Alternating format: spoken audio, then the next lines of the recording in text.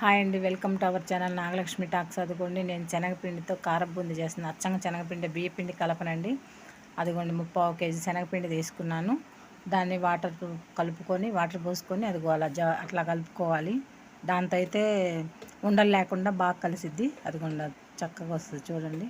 అలా కలుపుకోవాలి, జారుగా కాకుండా. అదిగోండి నేను ఆల్రెడీ బాండీలో నూనె పెట్టాను, రెడీగా పెట్టి పిండి కలుపుకుంటాను. అదిగోండి అలా జారుగా అలా కలుపుకొని పకోడీ గెంటితోనే వేస్తానండి. నేను బూందీ గెరిట ఏం తీసుకోలేదు. ఆర్డర్ చేసినా మామూలుగా నేను పకోడీ గెంటె బెజ్జాలు ఉంటుంది కదా, అది ఆ గెరిట చూపిస్తాను చూడండి. ఆ గెరిటతోనే వేస్తాను. బూందీ గెరిట సపరేట్గా ఉంటుంది, కానీ నేను తీసుకోలేదు. దీంతో బాగా వస్తాయి నాకు రౌండ్గా. అదిగోండి మూడు గెరిటలు వేసాను.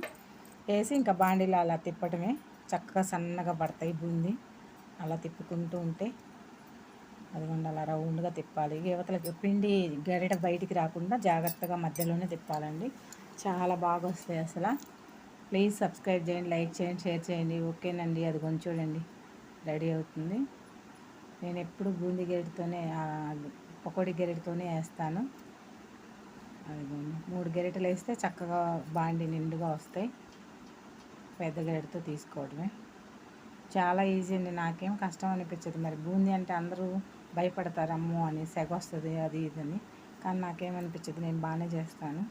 అదిగోండి ఆ పిండి అంతా క్లీన్ చేసుకొని అడుగును కూడా తుడిచి మళ్ళీ పెట్టుకొని చేయగడుక్కుంటే మళ్ళీ ఈసారి నెక్స్ట్ సరిపోద్ది.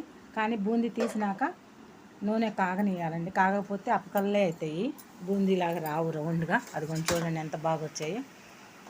ఒక వాయి తీస్తాం కదా, తర్వాత మళ్ళీ బాగా వేడెక్కాకే వేసుకోవాలి, వెంటనే వేయకూడదు. అదిగోండి చూడండి బూందీ చాలా బాగా వచ్చాయి.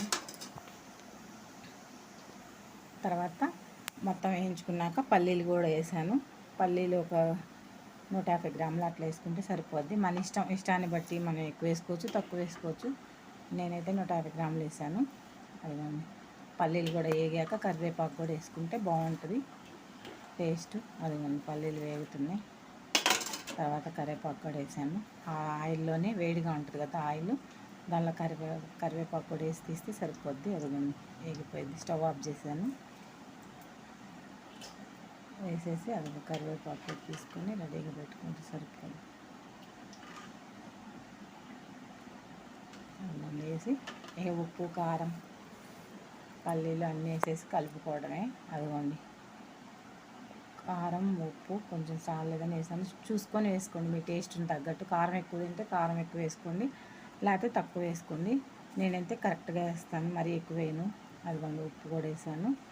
పల్లీలు, కరివేపాకు అన్నీ వేసి కలిపేసుకోవడమే. సూపర్గా వచ్చినాయండి, చాలా బాగా వచ్చాయి. అదిగోండి